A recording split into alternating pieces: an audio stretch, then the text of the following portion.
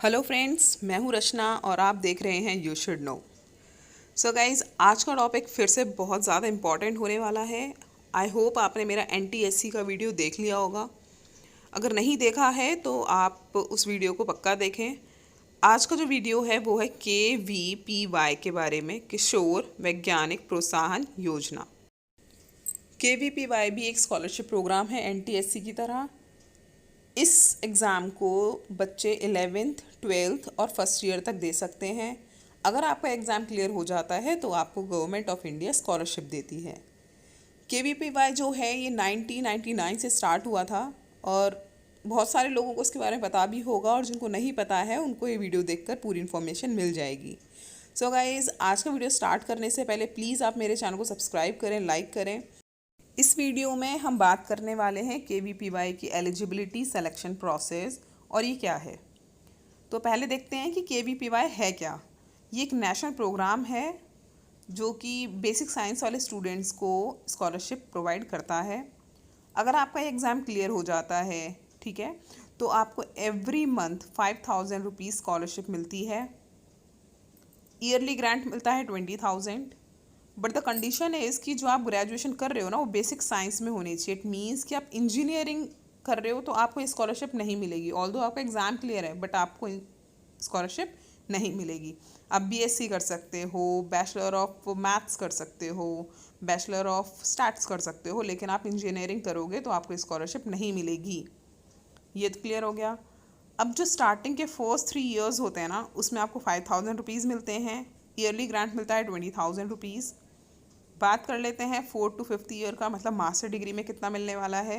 Master degree में ये जो अमाउंट है आपका 7,000 रुपीज़ हो जाएगा 5,000 से, और जो ईयरली ग्रांट है वो हो जाएगा 28,000। आई होप आपको इतना क्लियर है। अब क्या होता है कि ये जो स्कॉलरशिप है एवरी ईयर रिन्यू होती है, मतलब आपको एवरी ईयर रिन्यू होती है, तो इसके लिए आपको 60% मेंटेन करके चलनी पड़ेगी। अगर आपकी परसेंटेज 60% मेंटेन नहीं रहती है तो आपकी स्कॉलरशिप ब्रेक हो जाती है। एवरी ईयर आपको कितना लाना है, 60% मार्क्स स्कोर करने ही करने हैं। आई होप इतना क्लियर है। अब बात कर लेते हैं इसकी एलिजिबिलिटी के बारे में। एलिजिबिलिटी जो है SA, SX और SB 3 पार्ट्स में डिवाइड है। SA उनके लिए है जो 11th क्लास में अपियर हो रहे हैं बच्चे, लेकिन उसकी स्ट्रीम क्या होनी चाहिए, साइंस स्ट्रीम। जो SX वाले बच्चे हैं वो क्लास 12th के लिए हैं। SB वाले जो बच्चे हैं हमारे फर्स्ट ईयर वाले बच्चे हैं। ये सारे बच्चे साइंस वाले ही हैं, राइट। अब क्या होता है कि अगर मान लो आप क्लास 11th में हैं और आपको एग्ज़ाम देना है, तो ये ध्यान रखना है कि आपकी जो क्लास 10th की परसेंटेज है वो 80% अबव होनी चाहिए, राइट। अब सिलेक्शन प्रोसेस की बात कर लेते हैं। जो सिलेक्शन प्रोसेस है वो 2 टेस्ट के बेसिस पे होता है। एक रिटन टेस्ट होता है और एक इंटरव्यू होता है। जो आपका रिटन टेस्ट होता है वो एप्टीट्यूड टेस्ट होता है। एप्टीट्यूड टेस्ट से क्या मतलब है, ऑब्जेक्टिव होगा, राइट। अब ये जो टेस्ट है वो ऑनलाइन भी हो सकता है और ऑफलाइन भी हो सकता है, हिंदी में भी हो सकता है और इंग्लिश में भी हो सकता है। ये आपके ऊपर डिपेंड करता है आपने हिंदी में देना है, इंग्लिश में देना है। अब KVPY का सिर्फ एक पेपर होता है जो कि 3 घंटे का होता है। 3 आवर्स का पेपर होगा, 100 मार्क्स का होगा। उस पेपर के अंदर 2 पार्ट्स होंगे, हर एक पार्ट के अंदर 4 सेक्शंस होंगे। अभी हम इसके डिटेल में बात करेंगे आगे कि कैसे कैसे सेक्शंस होंगे, कैसे कैसे पेपर के पार्ट्स हैं, राइट। तो अभी नेगेटिव मार्किंग के बारे में बात कर लेते हैं कि इसमें 25% नेगेटिव मार्किंग है। अगर मान के चलिए कोई क्वेश्चन 1 मार्क का है तो उसमें 0.25 नेगेटिव मार्किंग है। अगर कोई क्वेश्चन 2 मार्क्स का है तो उसमें 0.50 नेगेटिव मार्किंग है। आई होप आपको इतना क्लियर हो गया होगा। एक और अच्छा पॉइंट ये है कि अगर मान लीजिए आपका एग्ज़ाम क्लियर हो जाता है तो आपको directly Indian institute of science में एडमिशन भी मिल सकता है, जो कि खुद में ही एक बहुत बड़ी अचीवमेंट है। इजीली एडमिशन नहीं मिलता है उसके अंदर, राइट। और जो IISER रिसर्च ऑर्गेनाइजेशन है, इसके अंदर भी आपको एडमिशन इजीली मिल जाता है, क्योंकि खुद में ही बहुत बड़ी चीज़ है। तो आप ये सोच के चलिए एग्ज़ाम तो ईजी नहीं होगा, आपको बहुत मेहनत करनी पड़ेगी। अब बात कर लेते हैं पेपर मार्क्स डिस्ट्रीब्यूशन के बारे में। तो इसको अच्छे से समझना होगा। पेपर एक ही होगा, उसके अंदर 2 पार्ट होंगे, पार्ट 1 पार्ट 2। मैंने बोला एक पार्ट के अंदर 4 सेक्शंस होंगे, 4 सेक्शंस होंगे। तो आप देख सकते हैं मैथ्स, फिजिक्स, केमिस्ट्री, बायो, ये पार्ट 1 के अंदर 4 सेक्शंस हैं। पार्ट 2 के अंदर भी 4 सेक्शन हैं। पार्ट 1 के अंदर जो 4 सेक्शन है उसमें हर एक सेक्शन 15 मार्क्स का है, तो टोटल कितना हो गया 60।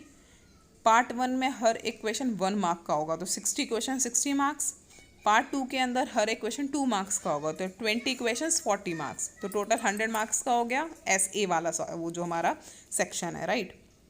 नेक्स्ट में आ जाते हैं हम, जो सेकंड स्ट्रीम है SB और SX वाली, उसमें क्या है, हमारे पास 4 सेक्शंस हैं।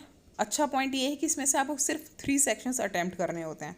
हर एक सेक्शन 20 मार्क्स का है, क्योंकि आपको 3 सेक्शन अटैम्प्ट करने हैं, तो 3 इंटू 20 60 मार्क्स का हो गया पार्ट 1। पार्ट 2 हो गया हमारे पास 40 मार्क्स का, राइट, क्योंकि 20 क्वेश्चन है, 20 इंटू 2 इज़ 40, तो टोटल 100 मार्क्स हो गए।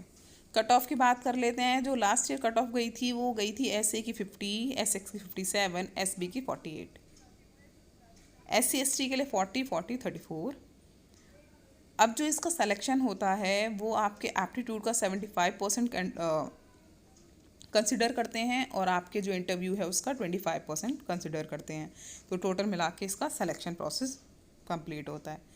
अब मुझे लगता है आपको पूरा प्रोसेस समझ में आ गया होगा कि एलिजिबिलिटी के बेसिस क्या हैं, SA SX SB, और ये भी क्लियर हो गया होगा कि आपको 10th क्लास में 80% लानी ही लानी है अगर आपको अपीयर होना है क्लास 11th और क्लास 12th में इस एग्ज़ाम के लिए।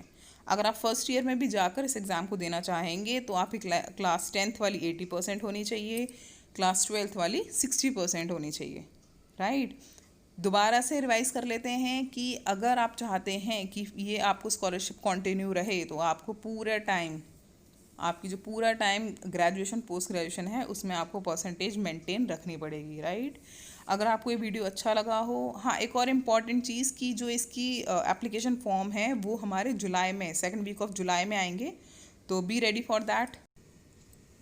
और इससे रिलेटेड जो भी इम्पॉर्टेंट लिंक है वो मैं डिस्क्रिप्शन बॉक्स में अवेलेबल करा दूँगी अभी, ठीक है, तो आप उस पर जाकर डिटेल इन्फॉर्मेशन ले सकते हैं। So guys, thank you, all the best for the exam.